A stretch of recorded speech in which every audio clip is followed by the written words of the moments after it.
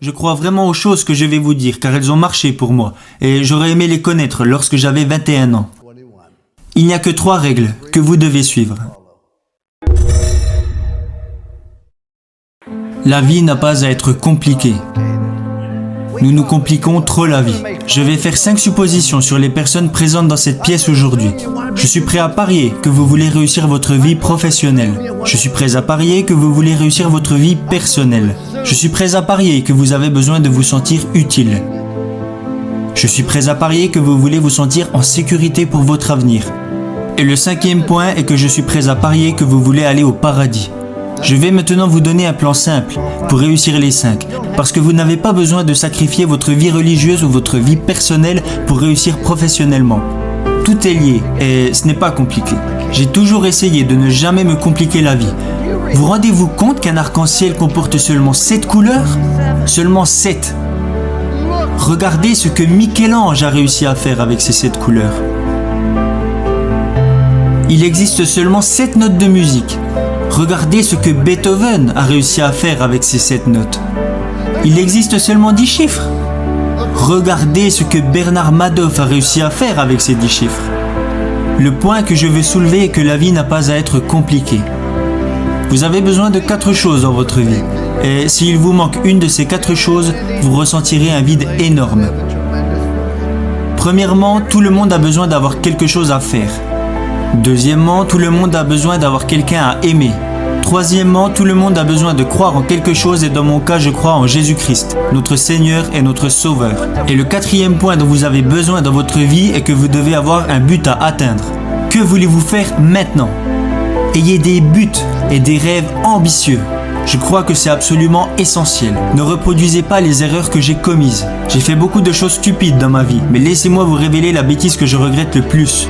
Quand j'ai débarqué à l'université de Notre-Dame, j'ai pris l'équipe qui était au plus mal pour la mener au sommet pendant 9 années consécutives. Chose que personne n'avait réalisée avant et que personne n'a refait depuis. Nous sommes arrivés au sommet et nous y sommes restés. Voilà la chose que je regrette le plus. Vous savez, il y a un dicton qui dit « Vous progressez ou vous mourrez.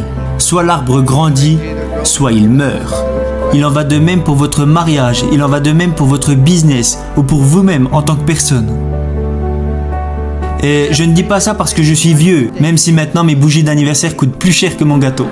Cela est plutôt en rapport avec les efforts que vous devez faire pour vous améliorer. Nous avons atteint le top et j'ai dit nous y sommes arrivés, restons comme ça, ne prenons plus de risques. Nous avons terminé second du championnat et tout le monde a dit que j'étais un idiot. Alors que le gars qui termine dernier au concours de médecine, lui, il l'appelle docteur. Ça me semble injuste. Quand j'ai quitté Notre-Dame, je n'aurais jamais pensé entraîner à nouveau. Où aurais-je été après Notre-Dame ? Ma mère disait, quand tu quitteras Notre-Dame, tu iras directement au paradis, t'asseoir à côté du pape.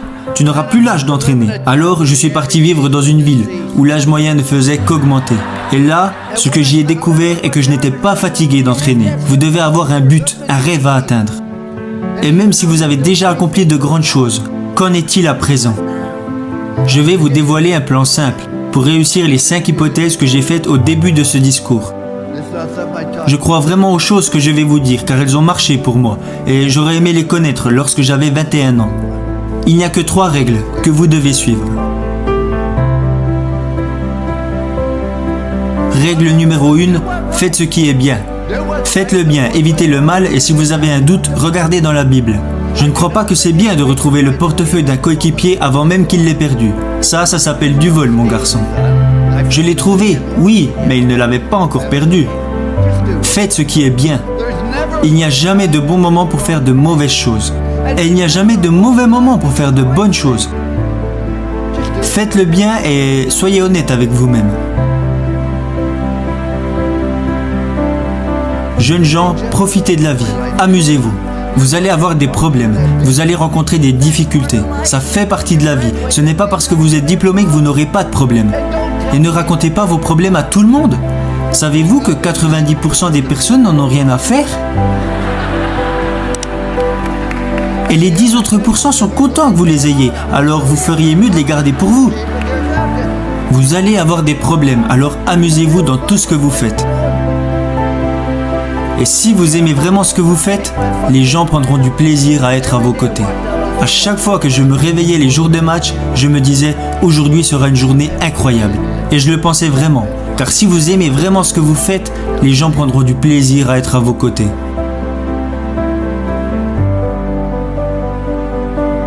Règle numéro 2. Faites du mieux possible avec les capacités que vous avez et le temps qui vous est donné.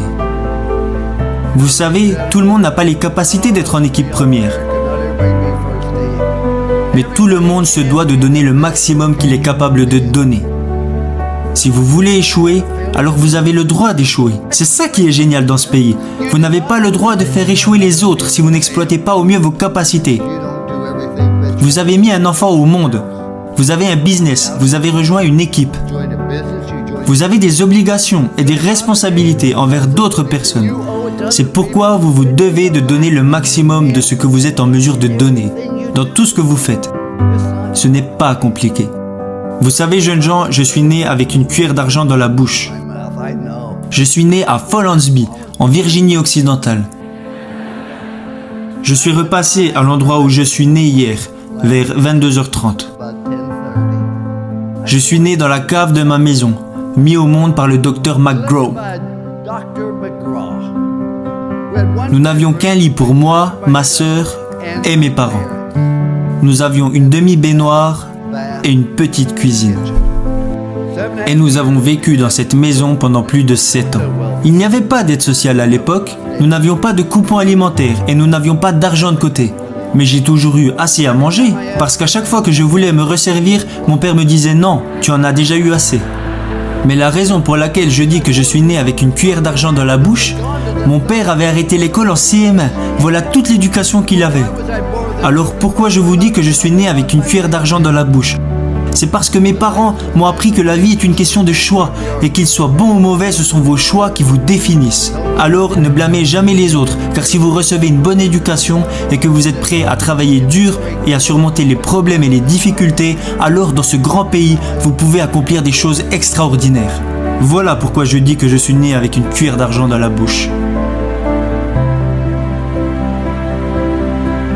Ma dernière règle est de montrer aux autres que vous vous souciez d'eux. Vous ne pouvez pas entrer dans une pièce et dire « Hey, je suis là, regardez-moi ». Non. Dites plutôt « Je suis là, comment puis-je vous aider ?» Ce n'est pas si compliqué. Souciez-vous sincèrement des autres, car vous pouvez impacter la vie de chaque personne que vous rencontrez par un sourire, un mot gentil ou un encouragement.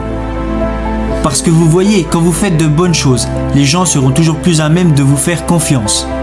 Ma femme et moi, nous sommes mariés car nous avons trouvé cette confiance en nous et nous ne l'avons jamais perdue. Le seul moyen de vous faire confiance est de faire des choses bien. C'est ce que Dieu veut que nous fassions. Faites de bonnes choses. Le second point est de faire le maximum avec les capacités que vous avez. Parce que quand les gens apprendront que vous vous êtes engagé à viser l'excellence, ils auront envie de vous suivre. Aidez les autres et souciez-vous d'eux. Parce que beaucoup d'entre vous vont avoir du succès et gagner beaucoup d'argent. Mais quand vous mourrez à la fin, à quoi vous servira-t-il ? Mais heureusement, beaucoup d'entre vous vont plutôt choisir de devenir signifiants. Être signifiant, c'est quand vous aidez les autres personnes à réussir. N'est-ce pas là vraiment le but de la vie ?